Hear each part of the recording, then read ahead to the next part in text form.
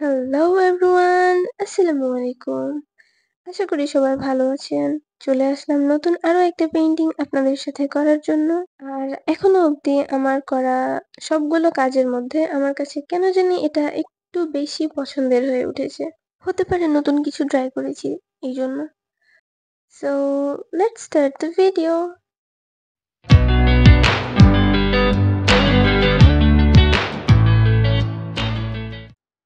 আচ্ছা, এই পেইন্টিংটা কিসের আমি করছি এটাই তো বলা হয়নি, তাই না?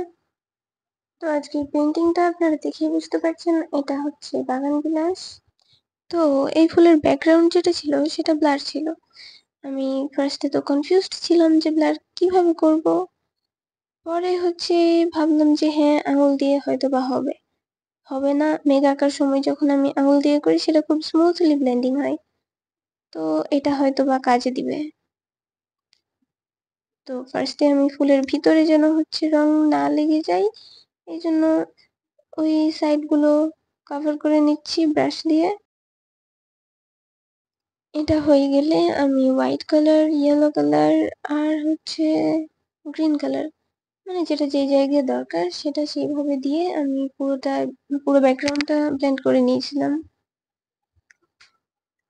তো কথা হচ্ছে এই পেইন্টিংটা আমি করছি প্রায় প্রায় না 2 মাসের বেশি সময় পরে।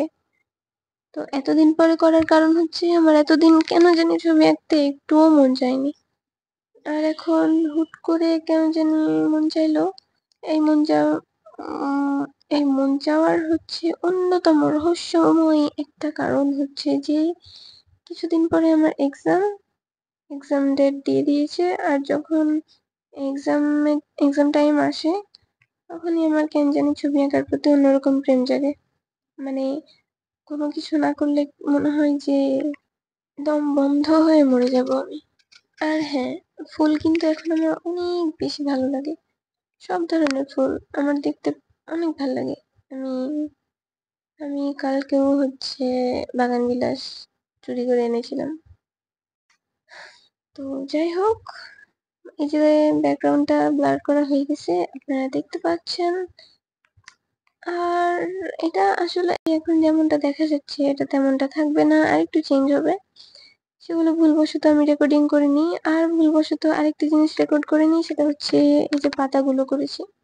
পাতাগুলো আমি অনেক কেটে করেছি, কিন্তু সেটা হচ্ছে রেকর্ড হয়নি। যাই হোক, এর জন্য সরি। আরেকটা কথা, আমি কিন্তু ফুল চুরি করে নিয়ে আসিনি। আমি ফুল না বলে নিয়ে এসেছি। আর আমিও নিয়ে আসিনি। আমি তো পিচ্ছি, আমার তো গাছের উপরে হাত যাবে না। আমি আমার ফ্রেন্ডকে বলছিলাম যে আমাকে ফুল পেড়ে দাও, তখন সে আমাকে হচ্ছে ফুল ছিঁড়ে দিয়েছিল। ওই ফুলের সাথে এই পেন্টিং এর ছবি আছে, আমি সেটা দেখাবো। আর হচ্ছে এই পাতার যেই, না পাতার না সরি, ফুলের পাপড়ির এই জায়গাগুলো আমার কাছে মনে হয়েছে আমি ভালো করে করতে পারিনি, পারফেক্ট হয়নি। কিন্তু হ্যাঁ, পারফেক্ট না হইলেও অনেক সুন্দর হয়েছে। অনেক সুন্দর, মানে পেইন্টিংটার দিকে যখন আমি তাকাই কেন জানি অন্যরকম শান্তি লাগে। আর এটা আমার কাছে অনেক বেশি সুইট লাগে। এটা আসলে অনেক বেশি সুইট হয়েছে। আর একটা কথা, কেউ যদি পেইন্টিংটা নিতে চান তাহলে আমাকে অবশ্যই জানাবেন, আমি এটা সেল করতে চাই। তো ওভারঅল এই পেইন্টিং এর আমার হচ্ছে সব থেকে বেশি পছন্দের জায়গা কিন্তু হচ্ছে ব্যাকগ্রাউন্ডটা আমার প্রচন্ড ভালো লাগে। তবে হ্যাঁ, এটা এখনো বার্নিশিং করা হয়নি। আর বার্নিশ দেওয়ার পরে আশা করছি কালারটা আরো অনেক বেশি ভালো লাগবে। ও হ্যাঁ, পাতায় পরে আরো অনেক কাজ করেছিলাম, যার মধ্যে এইটা এটা পরে করেছিলাম। তো এতগুলো রেকর্ডিং মিস যাওয়ার জন্য সরি সরি সরি। আর এটা পেইন্টিং এর ফাইনাল রেজাল্ট। আমার কাছে এটা অনেক বেশি ভালো লাগে। আপনারা অবশ্যই জানাবেন যে আপনাদের কাছে পেইন্টিংটা কেমন লাগলো। এই জায়গাটা তো অনেক বেশি পছন্দের আমার। আপনাদের কোন অংশটা ভালো লাগলো এটা জানাবেন। আর এই যে বাগান বিলাসের সাথে ফটো দেওয়ার কথা ছিল। আর আজকের মতো এখানেই শেষ। সবাই ভালো থাকবেন। আল্লাহ হাফেজ।